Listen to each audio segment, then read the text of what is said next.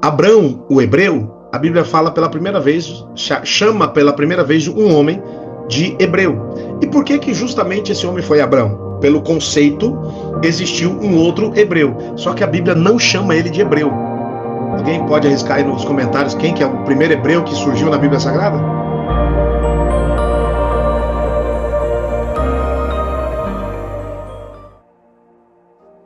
Olá, querido, graça e paz, seja bem-vindo à Escola Emmet, eu sou o pastor João Moraes.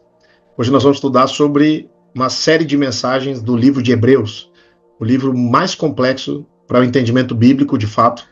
Muita gente acha que o livro difícil de ser entendido é o livro do Apocalipse, mas na verdade o livro de Hebreus é infinitamente mais difícil de ser compreendido.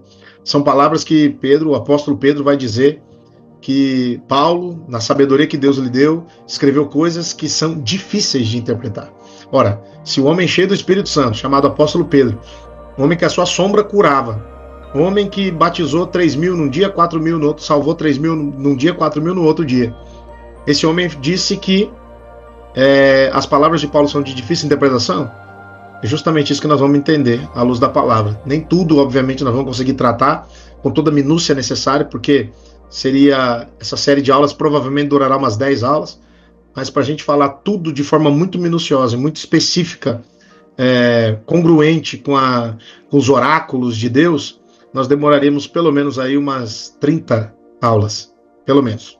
Então eu vou dar uma síntese, obviamente, de todo o livro, mas nós vamos passar por algumas questões muito mais rápidas, outras um tanto quanto devagar, para a gente compreender o princípio da restauração genética.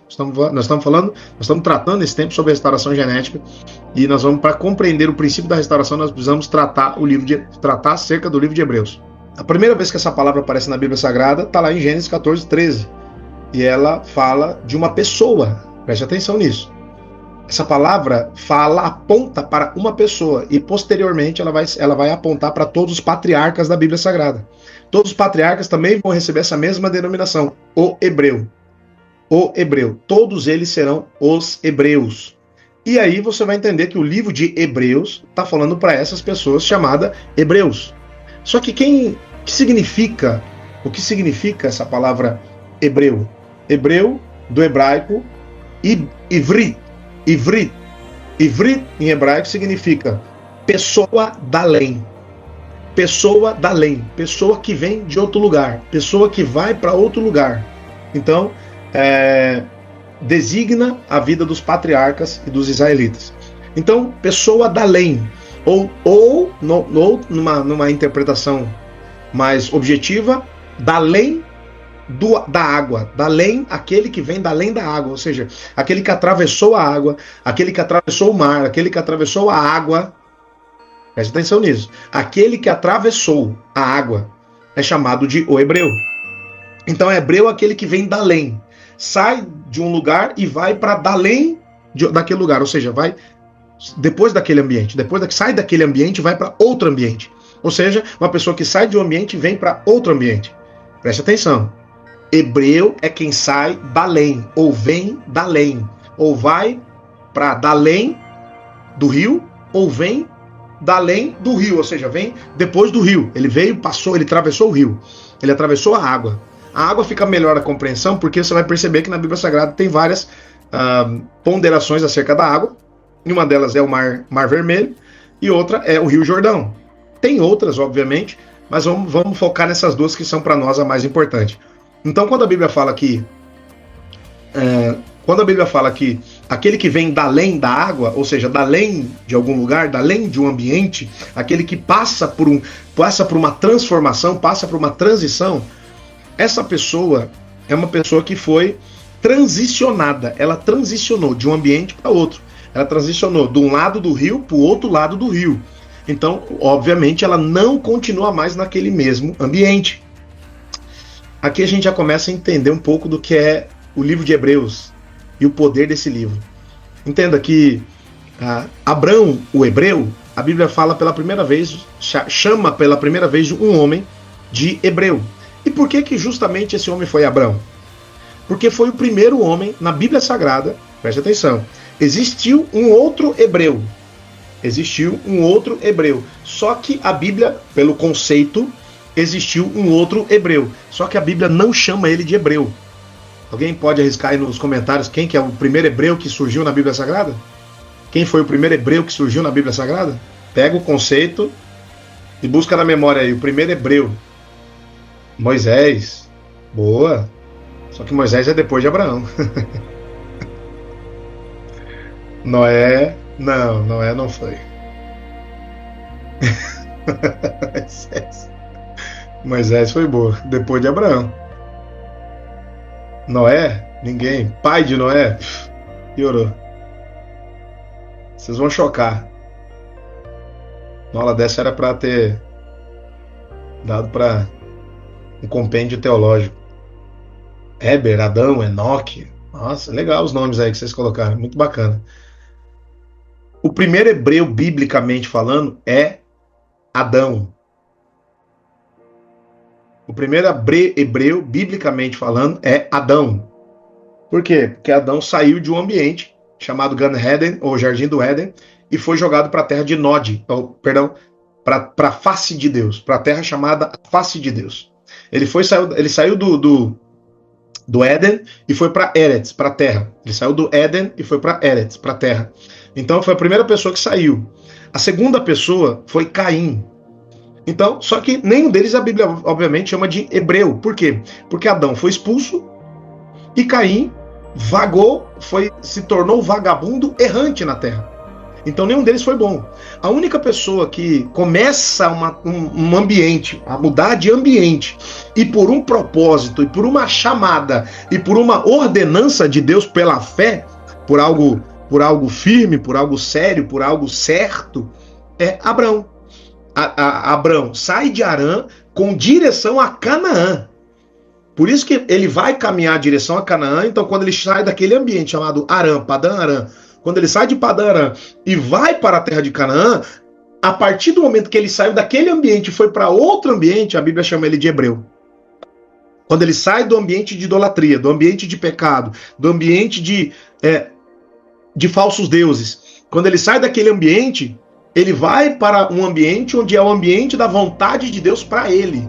Quando ele sai da vontade, do ambiente do pecado, do ambiente dos homens, do ambiente do engano, do ambiente da falsa, da idolatria dos falsos deuses, ele vai seguir a voz do verdadeiro Deus, que é o nosso Deus. Então, Abrão, por obediência, sai da sua terra, da sua parentela e vai para o lugar que Deus o enviou.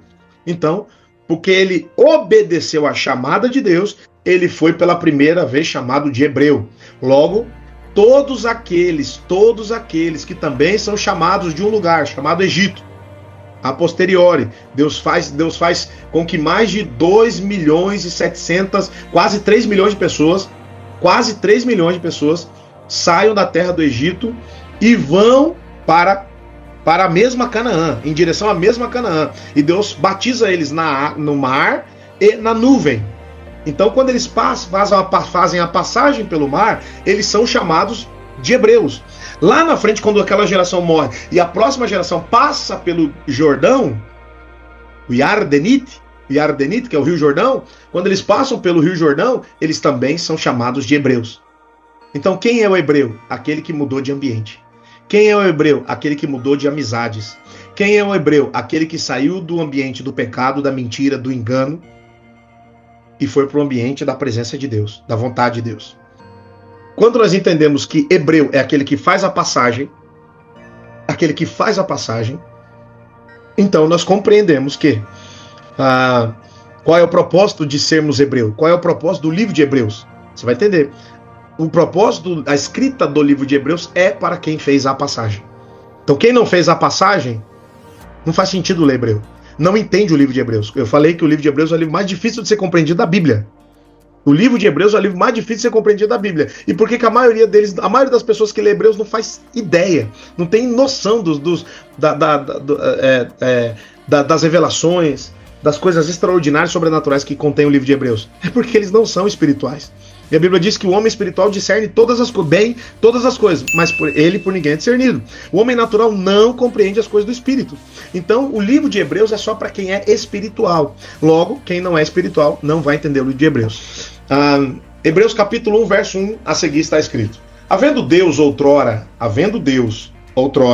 falado muitas vezes e de muitas maneiras aos pais, aos nossos pais, aos patriarcas, pelos profetas, né, os antigos, pelos profetas, presta atenção, havendo Deus outrora falado muitas vezes e de muitas maneiras, entenda, Deus fala muitas vezes e de muitas maneiras.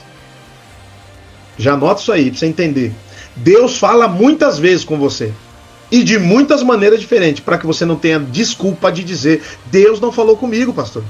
Eu fiz essa cagada, pastor, eu fiz essa besteira porque Deus não falou, porque Deus não me mostrou, porque Deus não me revelou, porque Deus não me ensinou, Deus não me conduziu. Não, Deus falou com você muitas vezes, de muitas maneiras. É você que se tornou tardio para ouvir.